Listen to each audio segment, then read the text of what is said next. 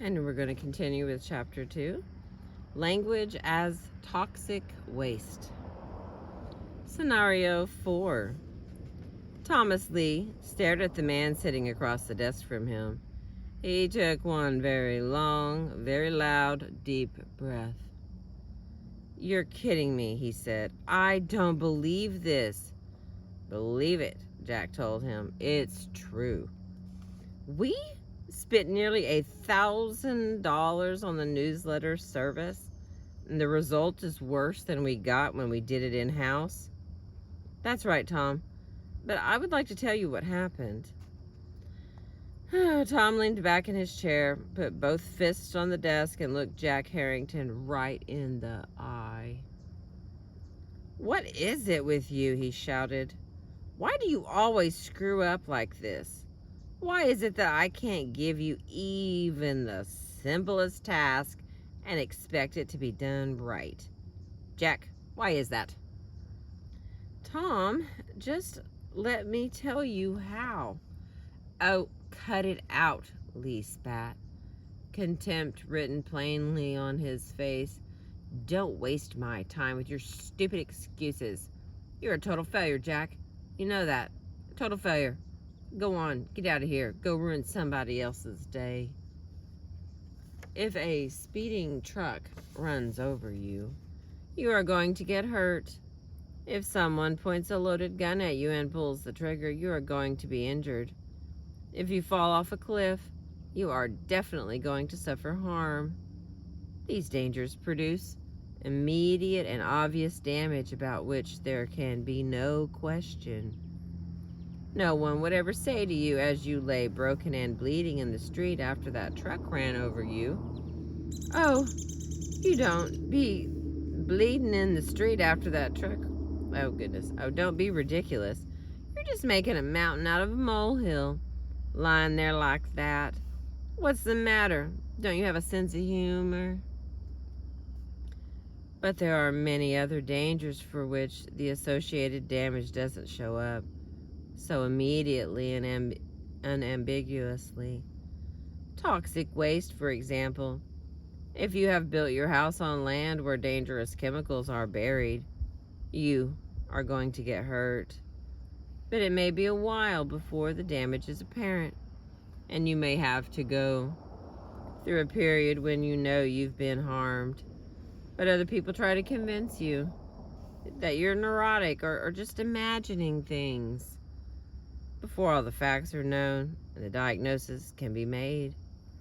The harm that language does tends to be like that done by toxic waste, rather than by speeding trucks or bullets. People rarely suffer serious injury as a result of contact with one word, or one sentence, or even one conversation. But long-term contact with verbal toxins can destroy both your physical and your emotional health. If a stranger leans out of a window as you walk by on the sidewalk below and shouts insults at you, that's unpleasant. If someone you're fond of calls you names, oh, that's worse. But when those are isolated incidents, they are quickly forgotten. Real damage done by language happens when you face verbal abuse day after day, week after week, in situations you don't feel you can get away from. When you go to your office every morning with your stomach in knots because you have to work with an executive vice president whose idea of management is to trim everything he says with a thick layer of sarcasm. That's long-term verbal abuse, and it's dangerous. The same thing is true when you face every Friday afternoon with dread because you have to spend it in a meeting where one powerful bore drones on and on endlessly, wasting everybody's valuable time and accomplishing nothing at all. When the thought of going home at night makes you half sick because time spent at home is time spent in arguments and fights and emotional scenes, you are dealing with chronic verbal violence. That kind of language is just like toxic waste. When your environment is contaminated by it, you are going to get hurt. It may take a while, depending on how tough you are and how intense the abuse is, but make no mistake, it will get you eventually. When Jack Harrington in Scenario 4 has to deal with Thomas Lee regularly, day after day, week after week, and listen to Lee's verbal abuse, he is headed for serious trouble. And so is the company that depends on him to be at his best. It's not trivial. It's not a matter of etiquette. It's a matter of hard dollars and cents, and of common sense. If you let this kind of thing go on around you, you might just as well go out in the street and throw money away. It wouldn't cost you any more, and it would be a lot less painful. In this book, I am going to introduce you to the grammar of verbal abuse so that you will recognize the nasty stuff early on and know what you are facing. And I'm going to show you how to defend yourself against it. Verbal self-defense in this book, The Gentle Art System, is not assertiveness. It is not smart cracks or counterattacks, both of which are just about as much use for putting an end to verbal violence as kerosene is for putting an end to fires. Let's define verbal self-defense properly within this system.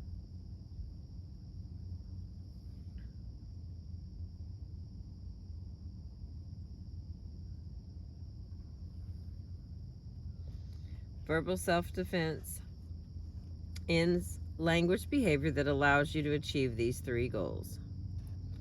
First goal, you will establish a language environment in which verbal abuse almost never occurs. 2, when you do encounter verbal abuse, you will know how to defuse the attack so that it cannot be completed. And the third one, on those rare occasions when a verbal attack cannot be avoided, you will know how to overcome your opponent quickly, effectively, and honorably, with no loss of face for anyone involved. The grammar of English verbal abuse, just like the grammar of English verbs, is part of your internalized knowledge about your language. Suppose someone says the following sentence to you: even you could pass that exam. Do you like that? Is it insulting? What does it mean? It certainly looks innocent enough if you consider the individual words it contains. But when you hear the sentence, you know immediately that the speaker intends you to understand 2 other sentences. 2, the exam is extremely easy. And number 3, you are basically incompetent and inferior. How do you know that? None of those words appear in the verbal attack.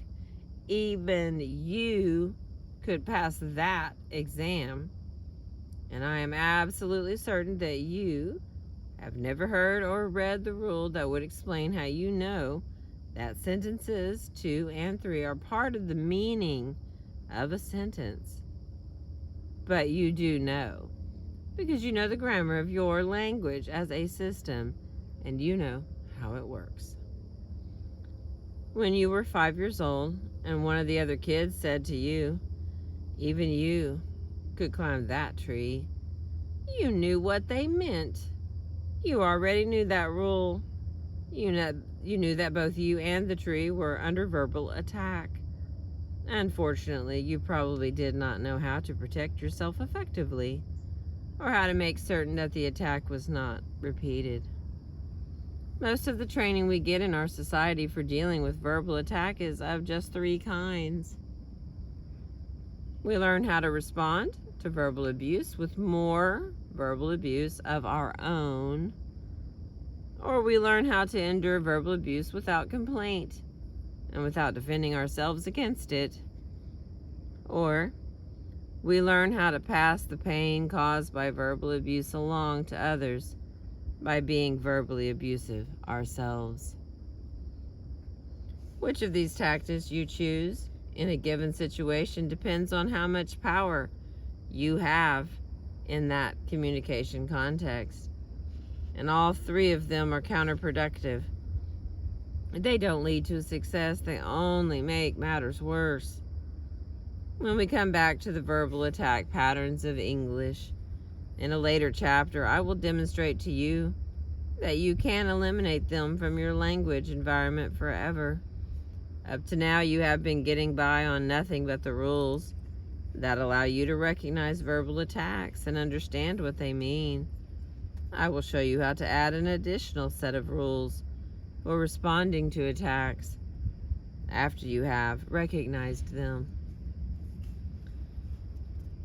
Language as a feedback loop.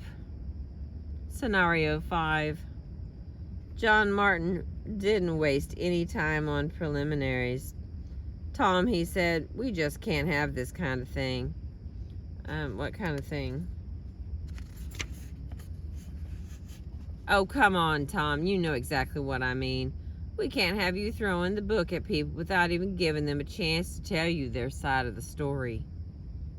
Tom Lee laughed harshly. Oh, I get it, he snarled. Jack's been in here crying on your shoulder the way he always does. John cut him off abruptly. No way, Tom, he said. No, he hasn't. Jack hasn't said a word to me. The reason I know how you treated Jack is because everybody in the office could hear you bellowing at him, not because Jack ratted. And you're asking me to just accept his failure, carry out a piddly little job that my kids could have taken care of?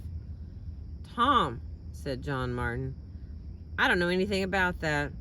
I haven't talked to Jack yet, but I will not accept your failure to treat the rest of us decently. Now, you just wait one cotton-picking minute, Martin. No, you wait. You're doing it again. Doing what? Bellowing at the top of your lungs so everybody in the damn country can hear every word you say. Well, so are you. Think of the last time you found yourself talking to someone who had a strong British accent or a strong Southern accent. Remember how you developed an accent of your own that closely matched the one you were hearing. Think of the last time you spent 15 minutes talking with one of those people who says like or okay or well or I mean every few words. Remember how, to your horror, you heard yourself doing the same thing and perhaps couldn't get rid of the habit for the rest of the day. And think of the last time that you were involved in an argument that you knew was ridiculous, but in which it seemed that everything the other speaker said to you was so infuriating that you just could not let it pass, only to have what you said provoke yet one more outrageous and infuriating statement ad infinitum, so that there was no way you could bring the argument to an end, and it went on and on. Oh my Lord, I know this one. Those experiences and the interaction presented in scenario 5 show language as a feedback loop, with at least one speaker at each end of the loop. John Martin would not ordinarily yell at others when he talks to them. He obviously had no intention of yelling at Tom Lee. As the volume of Lee's voice rose, so did Martin's, without his being aware of what was happening. And soon both men were shouting, like the British accent and the maddening, like, well, you know, and the series of confrontational statements in a stupid argument. The loudness of Lee's voice was contagious. Consider how your air conditioning unit works. You set it for 72 degrees. It samples the air to find out what the temperature is and feeds that information into the loop. Whenever the temperature is higher than the 72 degrees target, the unit comes on and begins cooling the air. It goes round and round this loop until the target is reached, at which point it turns the cooling cycle off. That's a feedback loop going only one direction. And it's the most efficient and cost-effective way to handle the process. It would be ridiculous to set the air conditioner